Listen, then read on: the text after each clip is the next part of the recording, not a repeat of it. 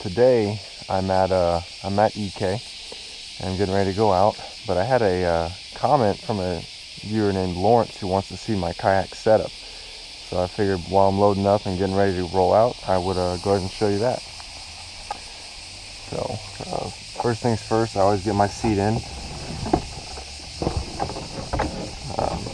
My kayak is a copy of the 10-foot native Slayer, so all the accessories for that will fit mine. So starting with my seat,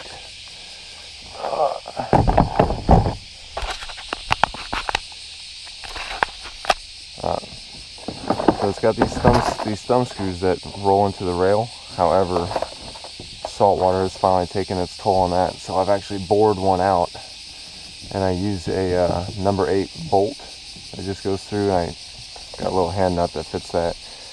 This one is also no longer working, but I just haven't replaced that one yet. Well, let's get that in.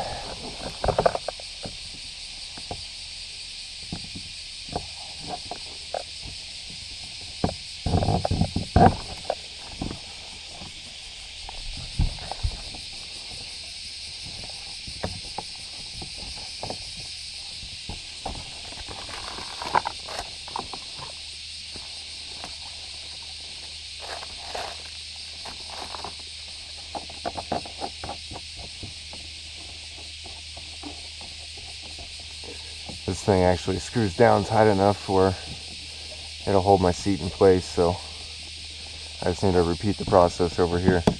But along with that, I have a under-seat storage where I got tools, my knife, fish grips, pair of pliers, and then in the very bottom there's a couple tackle boxes down there and some fluoro for my leaders. So these are just a couple little soap dishes that I got from a Family Dollar that I spray painted, and I actually just zip tied them. They got holes on one side for water drainage, and I just zip tied them to the strap, so they move. Just kind of quick access to put things in while I'm on the water. In the back, I have another seat organizer. This one's got 2 pouches. Either a drink or my sunscreen and some GoPro batteries, and then it also comes with 2 more pouches on each side for lures. It's usually where I keep my heavier stuff or more expensive lures so they don't get killed by the salt water sitting under my seat.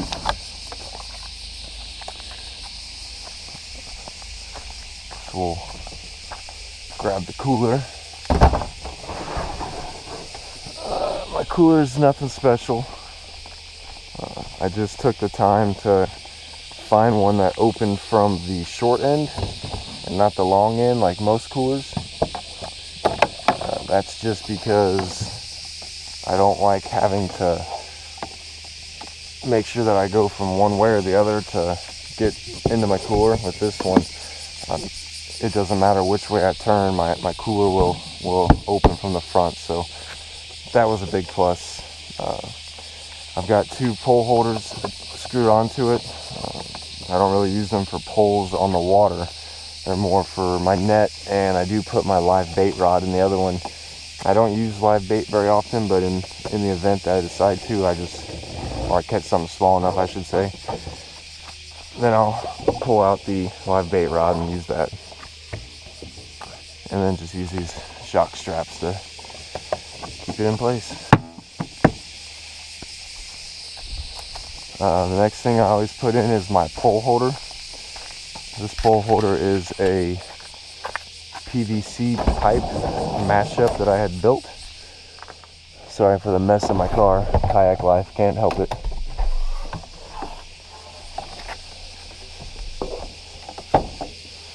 So this is a few pieces with some 90 degrees that I had bent with a heat gun. But it takes my 2 pole holders and turns it into 4 pole holders, which is extremely helpful. And it sits perfectly right in front of the cooler. We'll get to my hatches in a minute. As far as my poles go, I have 4 that I always roll with. The first two are my jigging reels. One's a Daiwa reel, the other one's an Elan Tailwalk.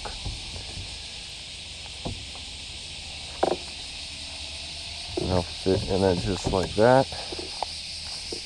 That's when my stuff came undone. On these reels I have a number 2 PE, like a performance braid. Equivalent to about 30 pounds.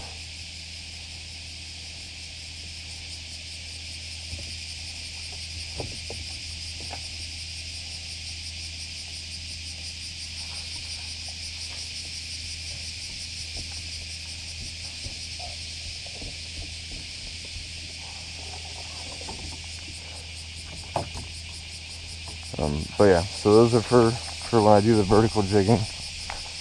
Oh, my scissors fell out.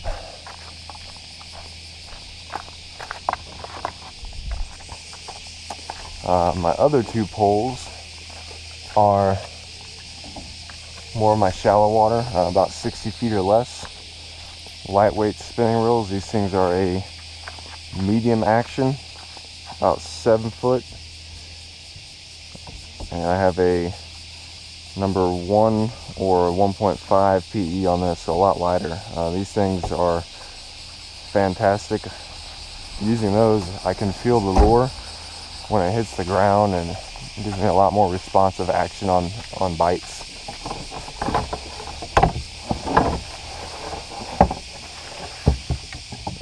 The old flagpole just helps being seen, but more importantly, this is my GoPro mount. I have a little C-clamp mount, which I'll show you in a minute. And this is actually what I attach it to, is right down the side.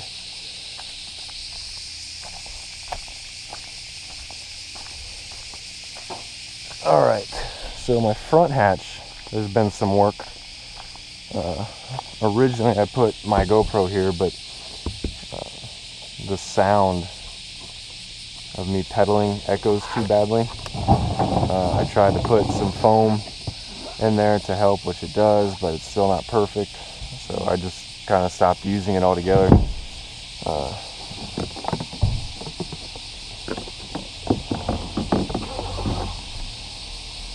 Inside here is my pee/water jar. That's the old squirt gun to suck water out of my hole if I need to. And the fish bag. If I ever catch something that's too big for the cooler, this guy's going to get used. On the inside, for my transducer on the fish finder, I took a pencil box or a school box, cut the bottom off, took the lid off, and I used a plastic epoxy and kind of epoxy all around it, so it's literally glued very heavily. I think I used 2 tubes just to be sure, and glued it to the inside of the kayak. And then I also took a silicone and did the whole inside seam and the outside seam, so it's pretty much waterproof. And then I took a nice big dry sponge, took my transducer, laid it on there, traced it out, and that's what my transducer sits in, so it doesn't move when it's on the water. Just like that. And then I'll take my pee/water jar. A bunch of stuff floating in the water today.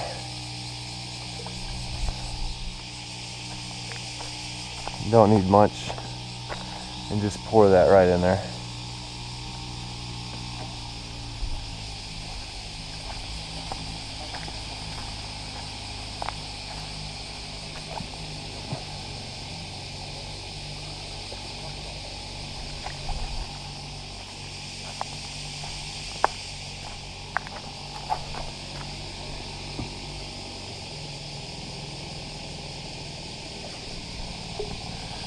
Like that. For the battery, I used to have a little small cell battery, but when I got my new fish finder, it kills it very quickly. So I actually bought a motorcycle battery from a local little hobby shop. Obviously a little more expensive, but it lasts for about 2 to 3 days without charging. I just wired in a little 2-pin connector, no big deal there. I have a dry box for it. Makes it easy to connect and disconnect.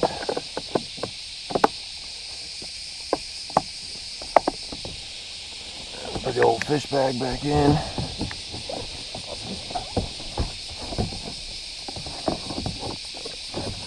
Sit that in there, and then this goes back on top. It's just a little sponge, good for wiping out the inside of the hole.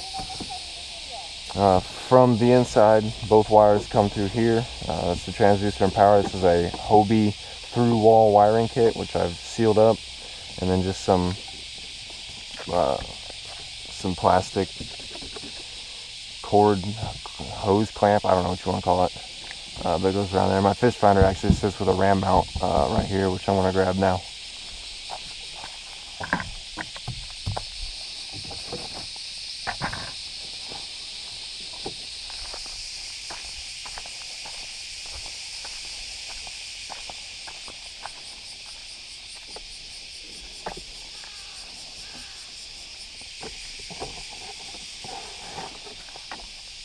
Alright, so this is a Garmin 5C.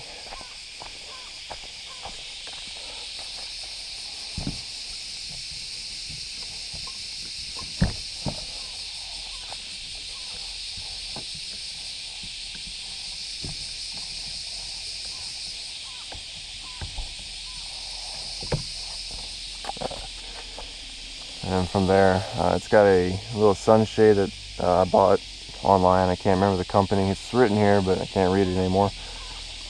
And then just a piece of shower curtain that I had cut and kind of hot glued to the top, and it just protects water from getting right on the connections. I mean, I'm still in a kayak. It's inevitable. It's going to get wet, but it helps.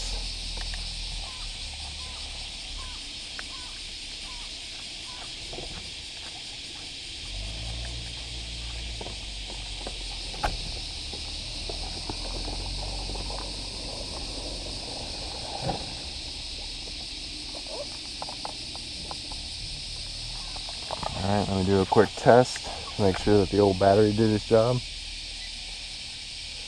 We got power.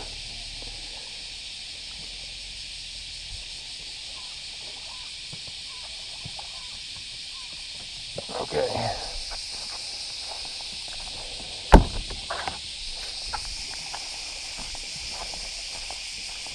A few other accessories I roll with. Obviously I got my net for pulling things out of the water. The old paddles. There's a few people going out today.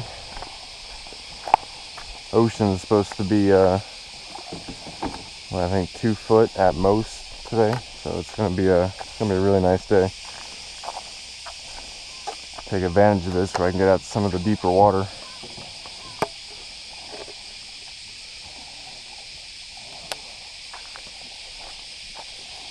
I have a measuring stick just on my paddle. Because my paddle stays on the side, it's handy. I only use it just to get to the water, deep enough water to put my pedals in, and then I don't even use it. It stays attached to the side of the boat. So it's just really my measuring stick and ruler.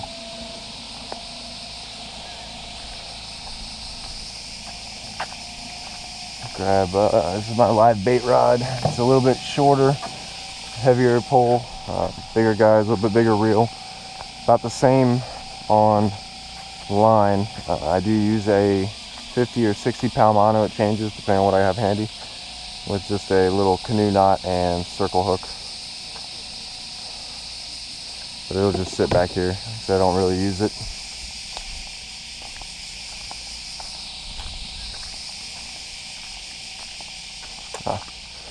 This is my GoPro mount that I use on the kayak. It just clips on. I clip it right to the side of my flagpole. And surprisingly, it stays very, very secure. I really thought it would kind of wiggle everywhere, but it works really, really well.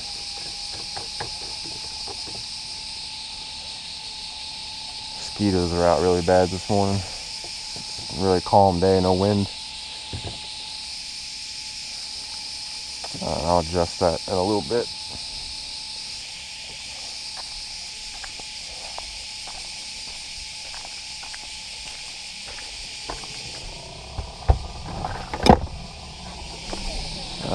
That's the only thing I've really added to this is I got a little star mount I put on the side here.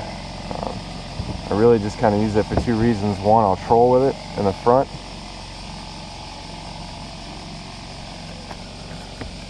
Or I'll spin it and stand it straight up and just kind of use it as a rod holder.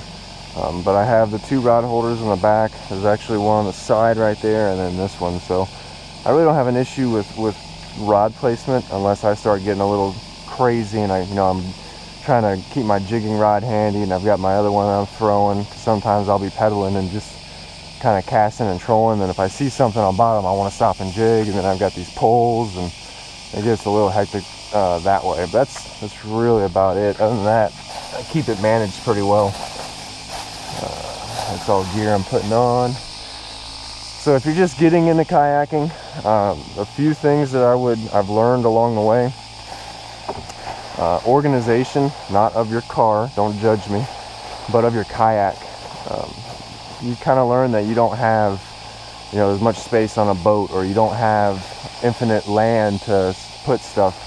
You've got that little 3-foot area that you're sitting at, and that's it. So learning to put things away in the right place, or to organize efficiently, so that way you can spend more time fishing and less time untangling things is kind of the key deal. This is my Propel drive. Again, it's the exact copy of the Native Slayer, so it does the same thing. I always try to do a little safety check, make sure all my gear and latches are good. And the way this is going to work, what you usually don't see is when I'm on the water, I'll paddle out till it gets deep enough. My little center console thing here just pops right out with those straps. That drops in, and then off I go pedaling, and then I can just lock this up on the side over here on my straps.